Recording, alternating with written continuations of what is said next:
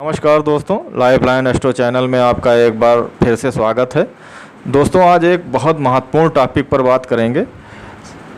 आज बात करेंगे कि बहुत से व्यक्ति होते हैं जिनका विवाह नहीं होता है, या विवाह के बाद तलाक हो जाता है, या शादी विवाह जब कहीं तय होता है, कहीं बात चलती है, उसके बाद रुकावटें आ जाती हैं।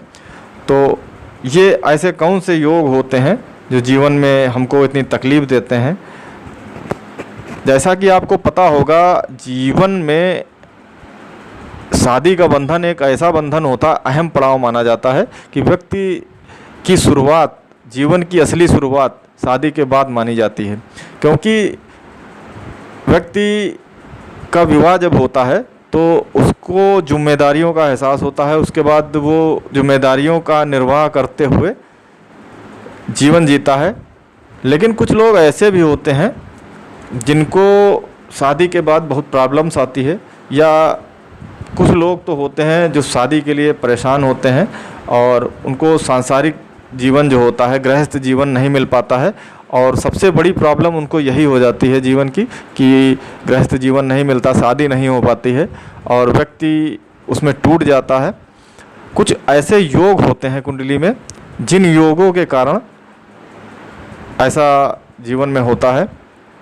आज सबसे पहले तो बात करेंगे कौन से भाव ऐसे होते हैं जो हमें ऐसे जो कष्ट होते हैं जीवन में मिलते हैं, उनके लिए जिम्मेदार होते हैं। कौन से ग्रह ऐसे होते हैं। तो कुंडली में आप जानते होंगे सप्तम भाव जो होता है विवाह के लिए देखा जाता है। सप्तम भाव बहुत महत्वपूर्ण भाव होता है। ये विवाह के लिए देखा जाता है, विवाह के बाद जो सुख हमें प्राप्त होता है उसके लिए देखा जाता है।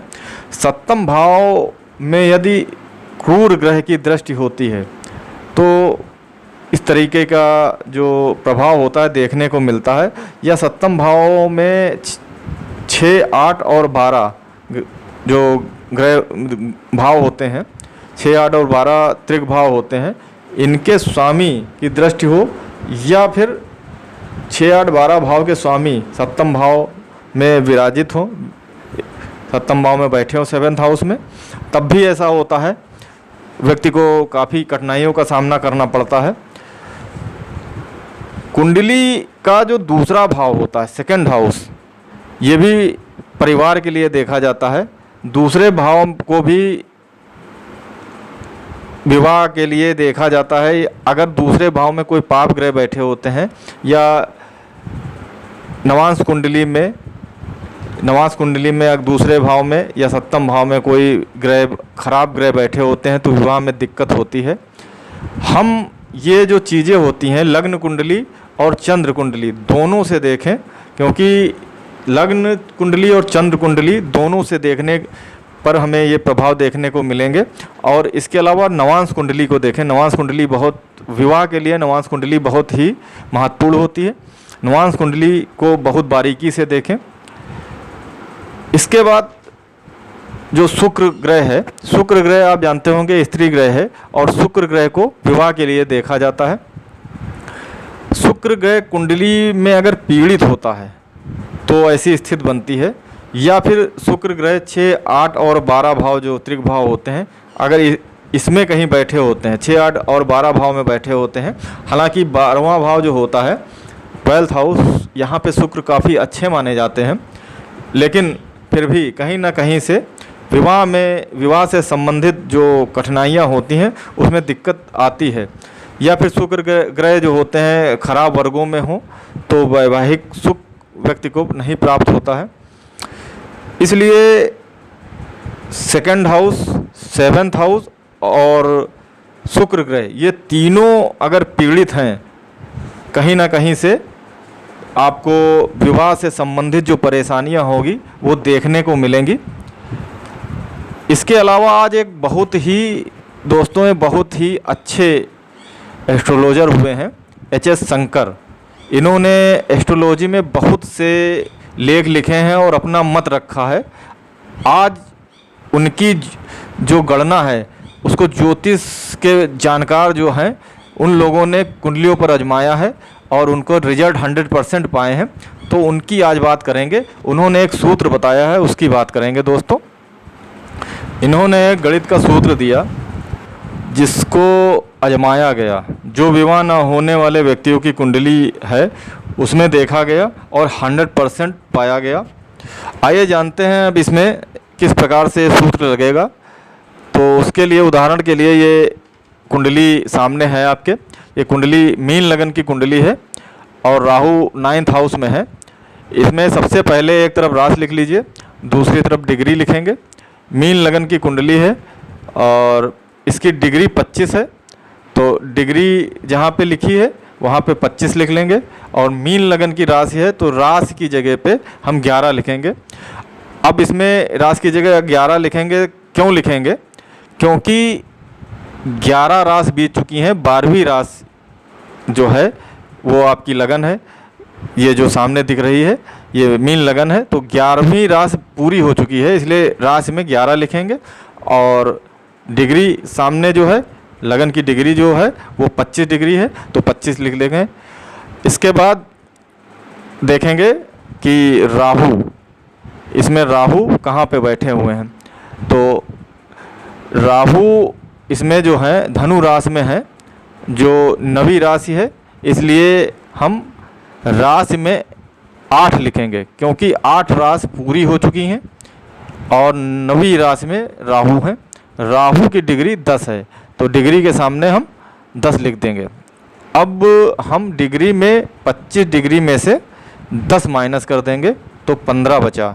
नीचे जो है ये 15 आता है और 11 राशि में से 8 माइनस कर देंगे तो 3 बचा।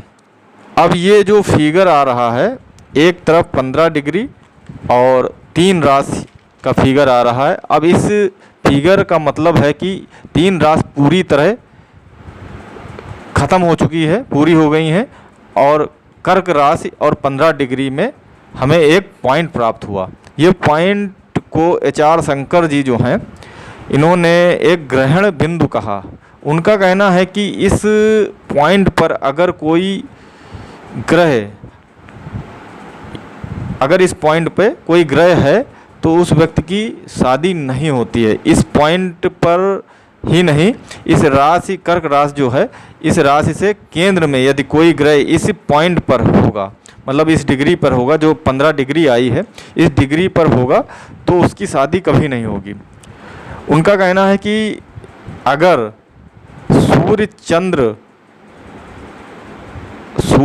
चंद्र मंगल और शुक्र इन चारों ग्रह में से केंद्र में, कर्क राशि से केंद्र में कोई ग्रह अगर बैठा हुआ है तो उसकी शादी कभी नहीं होगी, ऐसा इन्होंने बताया है और इसको आजमाया गया है। इस जो ये थ्योरी है, ये गणित है, इसको बहुत सी कुंडलियों में आजमाया गया है और बिल्कुल 100% पाया गया है। ऐसे व्यक्ति की पूरे लाइफ में बीत जाने पर बहुत से ऐसे समीकरण बने कि अब शादी हो जाएगी व्यक्ति की, अब हो जाएगी, लेकिन इस बिंदु पे, इस पॉइंट पे जो ये ग्रहण पॉइंट जिसको बोल रहे हैं, इस पे अगर ये राशियां जो हैं ये बैठी हुई हैं और यही डिग्री है तो उस व्यक्ति की शादी कभी नहीं होगी, ऐसा उन्होंने बताया और बिल्कुल 100% पाया गया है दोस्तों। तो दोस्तों ये HR शंकर एस्ट्रोलॉजर जो थे ये बहुत विद्वान ज्योतिष के जानकार थे। इन्होंने बहुत अच्छे अच्छे लेख लिखे हैं और इनका जो ये गणित का सूत्र है इसको ज्योतिष के और जो बहुत बहुत अच्छे अच्छे जानकार थे उन्होंने आजमाया कुंडलियों पे, और ऐसी कुंडलियों पे आजमाया जिनका विवाह नहीं हुआ है, उसमें 100% पाया गया जो ये गणित का सूत्र है। जो ग्रहण पॉइंट जो बताया गया था वहाँ पे सूर्य चंद्र शुक्र और मंगल ग्रह केंद्र में स्थित थे, उस राशि से उस केंद्र में स्थित थे और वो ग्रहण पॉइंट जो था उस डिग्री पे ये ग्रह थे और ऐसे व्यक्ति की शादी नहीं हुई पूरे जीवन बीत जाने के बाद भी। तो दोस्तों ये आजमाए हुए बहुत अच्छे 100% आजमाए हुए गणित के सूत्र जो आज आपको बताए गए हैं, ये अगर ऐसा किसी कुंडली में बन रहा है तो ये सूत्र जो है बिल्कुल 100% बैठता है दोस्तों। तो दोस्तों ये विवाह ना होना या विवाह टूटना बार बार, इससे पहले बात हुई थी कुछ सप्तम और सेकंड हाउस और शुक्र के बारे में, वो भी देखना चाहिए कुंडली में, क्योंकि कुंडली में अगर ये स्थित बन रही है तब भी तकलीफ़ होती है, काफ़ी तकलीफ़ होती है, विवाह होने में दिक्कतें आती हैं। और उसके अलावा ये जो गणित का सूत्र है, ये सूत्र अगर विवाह किसी का नहीं हो रहा है तो उसकी कुंडली में देखें, और अगर इस पॉइंट में ग्रहण योग आ रहा है तो आप मान के चलें ऐसे व्यक्ति का विवाह नहीं होगा। तो दोस्तों, आज बात की शादी का ना होना, कुंडली में कौन से योग होते हैं। अगर आपको वीडियो अच्छा लगा है तो कृपया सब्सक्राइब ज़रूर करें, लाइक करें। आपको कुंडली के माध्यम से आपको बारीक से बारीक जानकारी चैनल के माध्यम से मिलती रहेगी। मिलते हैं अगले वीडियो में, तब तक के लिए नमस्कार, धन्यवाद।